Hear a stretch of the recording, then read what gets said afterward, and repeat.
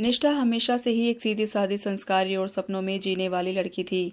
बचपन से ही उसने अपनी माँ से सीखा था कि शादी ही एक लड़की की सबसे बड़ी मंजिल होती है। जब वो बड़ी हुई तो उसके लिए भी यही सपना सबसे बड़ा बन गया। एक अच्छा पति, एक सजीला घर और उसमें उसका छोटा सा संसार। उसके घर वाले बहुत आम से थे। न पिता की कोई बड़ी नौकरी थी, न माँ के पास कोई गहना जेवर।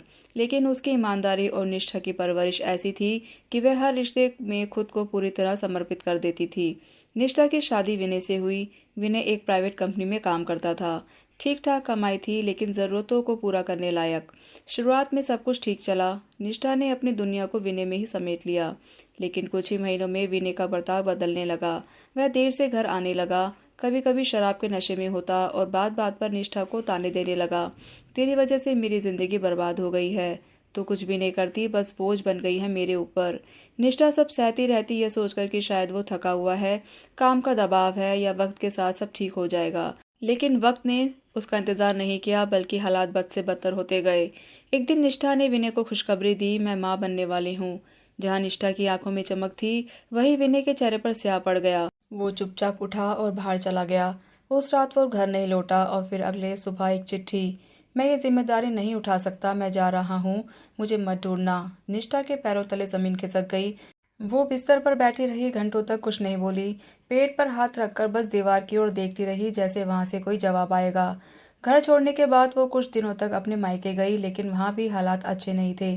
पिता की तबीयत खराब थी और माँ ने कहा, बेटी हम तेरा साथ देना चाहते हैं, पर हमारे पास कुछ भी नहीं है, ना पैसा ना सहारा, तू अब खुद संभाल। निष्ठा के पास कोई चारा नहीं था। वो एक किराए के छोटे से कमरे में रहने लगी। कुछ दिन सिलाई का काम किया, लेकिन गर्भ बड़ा होने लगा और तबीयत भी अक्सर बिगड़ती जाती। एक दिन जब वो डॉक्टर के पास से लौट रही थी, उसे तेज चक्कर आया और वो सड़क किनारे गिर गई। लोग भीड़ बनाकर देखते रहे, लेकिन किसी ने हाथ तक नहीं लगाया। तभी एक ऑटो वाले ने भीड़ चीरते हुए उसे देखा और दौड़ पड़ा। उसका नाम था राजेश, एक आम सा दिखने वाला आदमी जिसकी आंखों में सच्चाई और चेहरे पर मेहनत की लकीरें थी।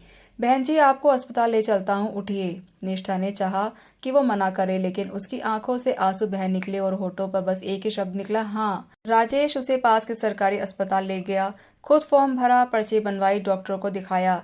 जब डॉक्टर ने कहा कि उसे कुछ दिन आराम चाहिए और भर्ती रहना पड़ेगा, तो राजेश ने अपनी जेब से पैसे निकाले और दवा भी ले आया।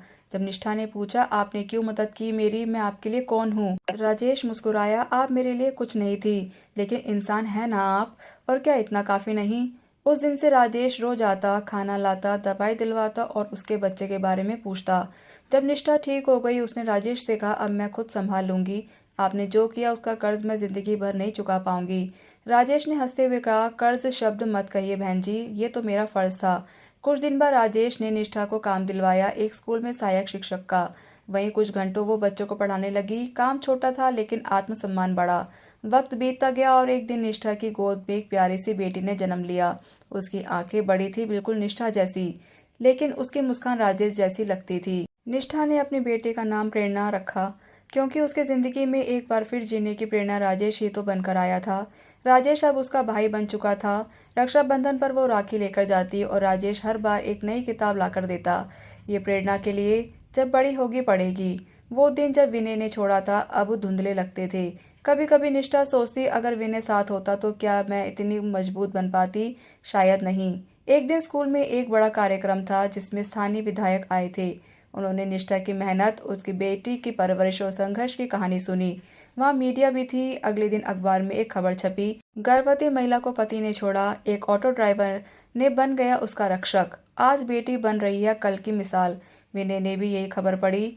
उसने फोन किया, निष्ठा मैं गलती पर था, क्या मैं लौट सकता हूँ?